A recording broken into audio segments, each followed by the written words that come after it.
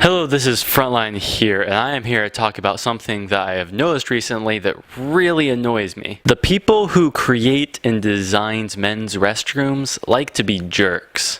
Apparently, it costs too much money to actually make people comfortable when going to the bathroom. Girls, you might already know this, but in the men's restroom we have toilets for people who stand. These are strictly for peeing, thus the name urinals. So you know how there are normally dividers in bathroom stalls? One designer somehow thought, you know what, screw privacy, and he just doesn't put in the dividers. How much money does it take to put up dividers between urinals anyway? Hey, you know the blocks of wood that we can put in the men's room? You know, we'll save like $10 if we leave them out. Oh yeah, that's a great idea.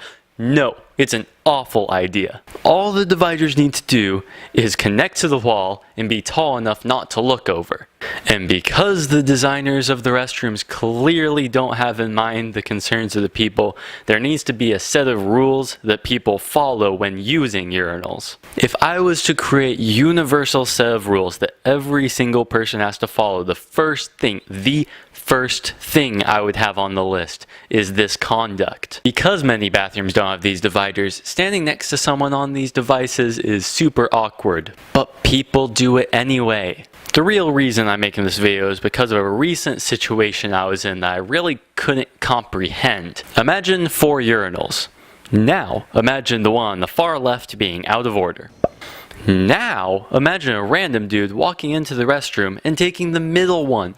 Why? Let's look at some statistics. Let's say you take the left one. If another person walks into the restroom, given they're not insane, they would not stand next to you 100% of the time, leaving a gap in the middle. The same goes for if you take the right. The middle? There is a 0% chance that you would be peeing in peace. Who knows, maybe the guy was really lonely or something. If I just take the middle urinal, maybe then people would actually want to be next to me.